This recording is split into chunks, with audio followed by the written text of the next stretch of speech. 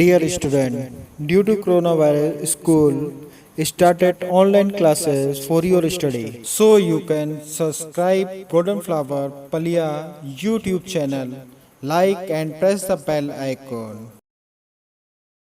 Hello students, आज हम class 10th के हिंदी विषय की पाठ्य पुस्तक क्षितिज के गद्य खंड से नेताजी का चश्मा पाठ का अध्ययन करेंगे, जिसके लेखक स्वयं प्रकाश जी हैं।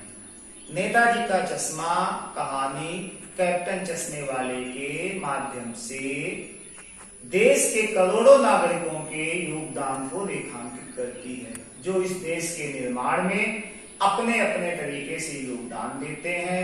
ये कहानी ये भी कहती है कि बड़े ही नहीं, बच्चे भी इस निर्माण में शामिल हैं। ये कहानी हर भारतीय के अंदर देशभक्ति की भावना और स्वतंत्रता सेनानियों के प्रति सम्मान का भाव जागृत करती है। हालदार साहब कंपनी के काम से हर 15वें दिन कस्बे से गुजरते थे। कस्बा बहुत बड़ा नहीं था, वहां की नगर पालिका कुछ न कुछ निर्माण कार्य करवाती रहती थी। नगर पालिका ने शहर के मुख्य बाजार के मुख्य चौराहे पर नेताजी की एक संगमरमर की प्रतिमा लगवा दी। मूर्ति बनाने का काम हाई स्कूल के ड्राइंग मास्टर मोतीलाल जी को दिया गया। मूर्ति सुंदर थी, लेकिन उस पर चश्मा नहीं था, उस पर चश्मे की कमी खलती थी। मूर्ति को देखते ही दिल्ली चलो और तुम मुझे खून दो, मैं तुम्हें आजादी दूंगा आदि बातें याद आने लगती। हालदार साहब पान खाने को रुके तो उन्होंने मूर्ति की ओर अनायास देखा और एक कौतुक भरी मुस्कान फैल गई। भाई, ये आइडिया भी ठीक है, मूर्ति पत्थर की लेकिन चश्मा रियल। लेकिन जब दूसरी बार आते हैं, फिर मूर्ति को देखते हैं, तो देखते हैं कि पहले मूर्ति पर मोटे फ्रेम वाला चौकोर चश्मा था, लेकिन अब कार के फ्रेम वाला गोल चश्मा है। आखिर हालदार साहब ने कौतूहल बस पान वाले से पूछ लिया, क्यों भाई, तुम्हारे नेताजी का चश्मा हर बार बदल कैसे जाता है? पान वाला भी काला मोटा और खुश मिजाज आदमी था। उसने मुंह में ठूसा हुआ पान बाहर थूका, लाल काली बत्ती सी दिखाकर बोला, कैप्टन करता है। हालदार साहब कुछ समझ नहीं पाए। तब पान वाले ने समझाया कि कोई गिराक आ गया, समझो उसे चौड़े चौखट चाहिए, तो कैप्टन किधर से लाएगा? तो उसको मूर्ति वाला दे दिया, उधर दूसरा बिठा दिया। अब हालदार साहब के बात समझ में आई कि एक चश्मे वाला है जिसका नाम कैप्टन है। उसे नेताजी की बगैर चश्मे वाली मूर्ति अच्छी नहीं लगती है, बल्कि उसे आहत करती है, मानो चश्मा के बगैर नेताजी को असुविधा हो रही हो। इसलिए वो चश्मे वाला कैप्टन अपनी छोटी सी दुकान से जो भी उसके पास फ्रेम होते थे, उसमें से एक नेताजी की मूर्ति पर लगा देता।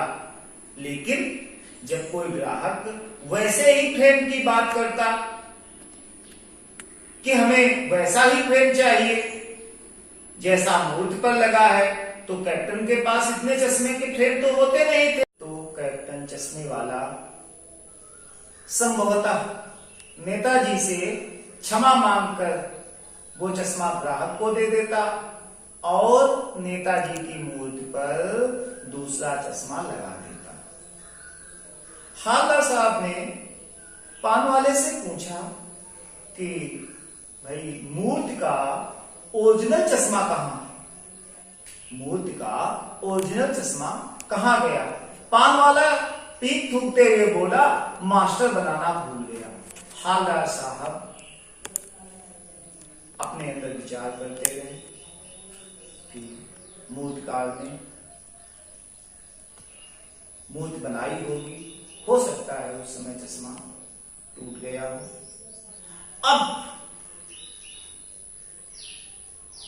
हालदार साहब ने पान के पैसे चुकाए, जीप की ओर बढ़े, लेकिन फिर वापस मुड़कर के आ जाते हैं और पान वाले से पूछते हैं कि क्या कैप्टन चश्मे वाला नेताजी का साथी है? क्या कैप्टन चश्मे वाला नेताजी का साथी है या आजाद हिंद फौज का भूतपूर्व सिपाही? पान वाला मुस्कुराकर बोला, नहीं साहब, वो लंगड़ा क्या जाएगा फौज में, पागल है पागल, वो देखो आ रहा है, आप उसी से बात करो। हालदार साहब को पान वाले द्वारा एक देशभक्त का इस तरह मजाक उड़ाया जाना अच्छा नहीं लगा। वो उसे देखकर अवाक रह गए। एक बूढ़ा मरियत सा लग रहा आदमी, सिर पर गांधी टोपी और आंखों पर काला चश्मा रखे और अपनी आंखों पर काला चश्मा लगाए, हाथ में एक छोटी संदूकची, दूसरे हाथ पर एक बांस पर टंगे हुए चश्मों के फ्रेम, एक गली से दूसरी गली, एक गली से निकल रहा था। हालदार साहब ने कैप्टन चश्मे वाले के बारे में और भी जानना चाहा, उसके संबंध में और जानकारी लेनी चाहिए कि इसका वास्तविक नाम क्या है, इसे कैप्टन क्यों कहते हैं। लेकिन पान वाले ने साफ बता दिया कि वो अब इस बारे में और कोई बात करने को तैयार नहीं है। उधर ड्राइवर भी बेचैन हो रहा था, अतः हालदार साहब उस दिन वहां से चले गए। Do self-study at home and stay home, save lives. Thank you very much.